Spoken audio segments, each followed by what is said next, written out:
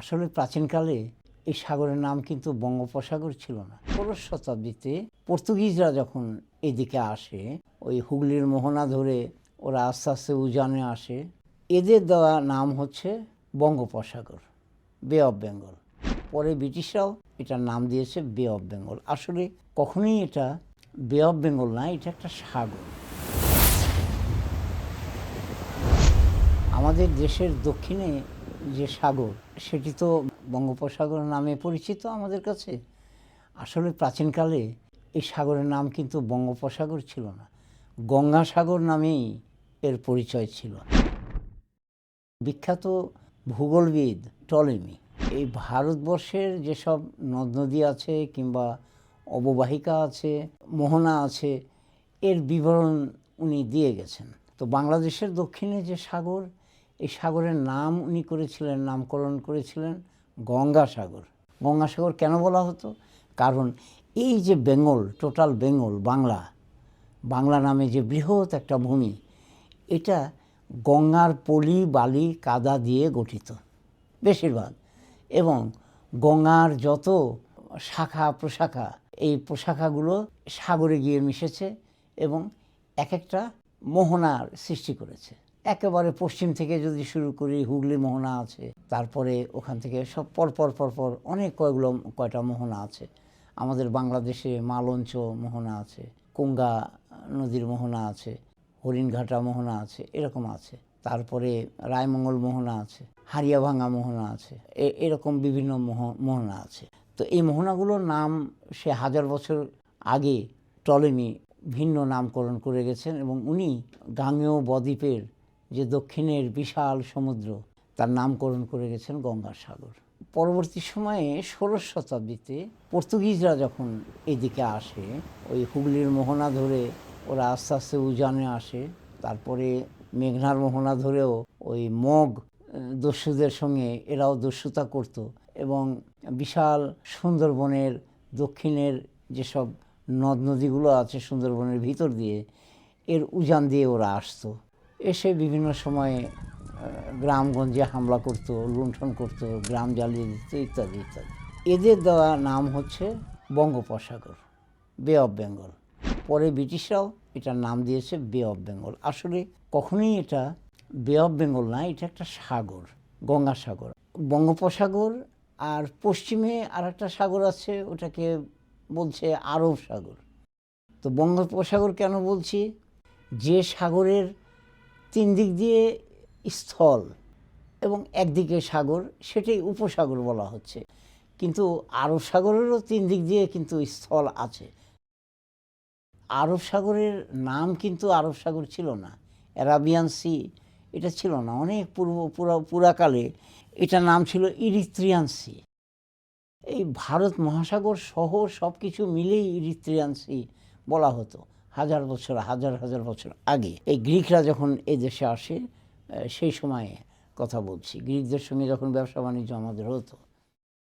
বঙ্গোপসাগরকে কেন আমরা গঙ্গাসাগর কিংবা বাংলা সাগর বলবো, সি অফ বেঙ্গল, এটা এর পিছে যুক্তি হলো এই: আমরা বলছি আন্দামান সাগর, আমরা বলছি মালয় সাগর, আমরা বলছি পিচ সাগর, আমরা বলছি জাভা সাগর, তারপরে আমরা বলছি তিমোর সাগর, ফ্লোরেস সাগর।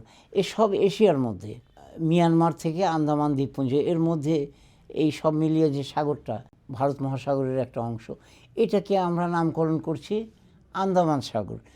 তার যে অবস্থান, তার যে আয়তনটা, এই বে অফ বেঙ্গলের চেয়ে অনেক কম। বে অফ বেঙ্গল হলো এই মিয়ানমারের যে কারেন নামে যে প্রদেশটা আসে, এই প্রদেশের ট্যাভয় নামে একটা শহর আছে। ওই শহর থেকে শুরু করে সোজা পশ্চিমে অন্ধ্রপ্রদেশের যে নেলোর নামে যে শহরটা আছে একেবারে সমুদ্রের ধারে, এর উত্তরের সম্পূর্ণ অংশটা হলো বর্তমানে যে বঙ্গোপসাগর আমরা বলি, বিশাল এলাকা নিয়ে। তো এটা আসলে সাগর, এবং এই যে এর পরিধি যে বললাম, মিয়ানমার থেকে একেবারে অন্ধ্রপ্রদেশ পর্যন্ত প্রায় 2500 কিলোমিটার। তো এত বিশাল একটা এলাকা নিয়ে বিস্তৃত এই যে গঙ্গাসাগর প্রাচীনকালে যার নামকরণ হয়েছিল, সেটা আমরা এখন বাংলা সাগর বলবো কিংবা গঙ্গা সাগর সাগর বলতে পারি, সি অফ বেঙ্গলই বলা উচিত আমাদের ম্যাপে। তো ইন্দোনেশিয়াতে যে জাভা সাগর, এটা হলো প্রশান্ত মহাসাগর এবং ভারত মহাসাগরের মাঝামাঝি জায়গায়। জাভার উত্তরে ছোট্ট একটা অংশ নিয়ে জাভা সাগর। আবার তিমোর সাগর, এটাও খুব বড় না, এটাও ওই একই অঞ্চলে আশেপাশে, ওখান থেকে একটু পূর্ব দিকে, প্রায় কয়েকশো কিলোমিটার পূর্ব দিকে তিমোর সি। এই জাভার জাস্ট উত্তরে, জাভা সাগরের উত্তরে ফ্লোরেন্স নামে দ্বীপ আছে। ওই দ্বীপকে কেন্দ্র করে একটা সাগর, ছোট্ট, আমরা এগুলোকে সাগর বলছি। কিন্তু তার থেকে মানে 50-60 গুণ বড় যে অংশটা সাগর, তাকে আমরা উপসাগর বলছি। তো উপসাগর যদি এই সংজ্ঞাই হয় যে এর 3 দিক থেকে স্থল এবং একদিকে জল, এটাকে সাগর বলছি, উপসাগর বলছি, তাহলে আমরা পিচ সাগরকে উপসাগরই বলা উচিত। কারণ পিচ সাগরের পশ্চিমে চীনের কুয়াংডং এবং বিশাল এলাকা, তো এর পূর্ব দিকে আছে কোরিয়া, উভয় কোরিয়া। তো 3 দিক থেকে কিন্তু স্থল, মাঝখানে একটা অংশ, দক্ষিণ অংশটা হলো জল। তাহলে আমরা এটা পিচ সাগর বলছি, ওটাও তো উপসাগর হওয়া উচিত। ওখোটাস সাগর আছে একটা আরও উত্তরে। এই সাগরের পশ্চিমে হলো সাইবেরিয়ার ওখোটাস্ক, এবং উত্তরেও সাইবেরিয়া আছে, এবং পূর্ব দিকে আছে ওই রাশিয়ার কামচাটকা, বিশাল কামচাটকা। তাহলে 3 দিক থেকে কিন্তু স্থল আছে, আর দক্ষিণে জল, পানি আছে। তো তাহলে এটাও তাহলে উপসাগর হওয়া উচিত, তা না হয়ে ওখোটাস্ক সাগর বলা হচ্ছে। আড্রিয়াটিক সি আছে, এটা ইউরোপে আছে, এর পশ্চিমে আছে ইটালি, তারপরে উত্তরে আছে স্লোভেনিয়া, পূর্ব দিকে আছে আপনার ক্রোয়েশিয়া, তারপরে আছে বসনিয়া হার্জেগোভিনা, তারপরে আছে আলবেনিয়া। তো এই যে এই আড্রিয়াটিক সাগর বলছি আমরা, এই আড্রিয়াটিক সাগরের 3 দিক থেকেই কিন্তু স্থলভাগ, এই যে এইসব যে মানে দেশগুলো রয়েছে, আর দক্ষিণে শুধু সাগর আছে। এজিয়ান সি হলো এই পশ্চিমে গ্রিস, উত্তরেও গ্রিস এজিয়ান সির, এবং পূর্ব দিকে তুরস্ক। এই 3 দিক থেকে কিন্তু স্থলপথ আছে এজিয়ান সি। আবার দক্ষিণ দিকে আপনি পাবেন জল। তো যদি সংজ্ঞার মধ্যেই থাকেন আপনি, তাহলে ওটা তো হবে উপসাগর।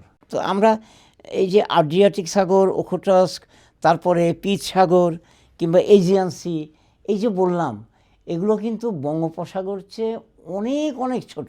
এগুলোর চেয়ে অন্তত 10 গুণ 15 গুণ বড় হচ্ছে বঙ্গোপসাগরের এরিয়া। কিন্তু যেহেতু ওই যে পর্তুগিজরা নাম দিয়ে গেছে এবং তারা একটা ম্যাপ তৈরি করে দিয়েছে, পরবর্তীকালে 1660 সালে ডাচ গভর্নর ফন্ডেনব্রুক, উনিও একটা মানচিত্র করেছেন, সেখানেও ওই বে অফ বেঙ্গল আছে ওদের ভাষায়, সেইভাবে লেখা আছে। পরবর্তীতে ব্রিটিশ জিওগ্রাফাররা এটাকে বে অফ বেঙ্গল করেছে, কিন্তু অ্যাকচুয়ালি তা তো নয়, এটা একটা পরিপূর্ণ সাগর।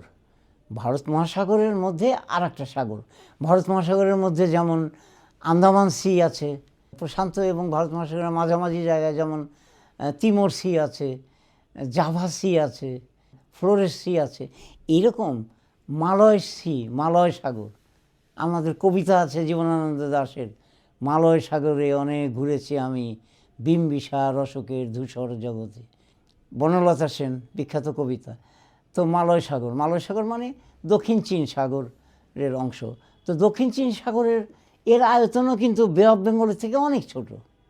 পূর্ব চীন সাগর আছে, এগুলো অনেক ছোট এরিয়া নিয়ে, হ্যাঁ, এই বে অফ বেঙ্গলের চেয়ে। তো আমরা এখন থেকে বে অফ বেঙ্গল আমাদের এই শব্দটা না বলে আমাদের বাংলা সাগর আমরা বলতে পারি, কিংবা সি অফ বেঙ্গল বলতে পারি, কিংবা গঙ্গা সাগর বলতে পারি। আমাদের দক্ষিণে যে বিশাল সমুদ্র, এটা বে অফ বেঙ্গল নয়, উপসাগর নয়, কখনোই নয়, এটা একটা সাগর, যার প্রাচীন নাম ছিল গঙ্গাসাগর, এবং আমরা এর নাম পাল্টিয়ে বাংলা সাগর বলতে চাই, কিংবা ইংরেজিতে সি অফ বেঙ্গল বলতে চাই।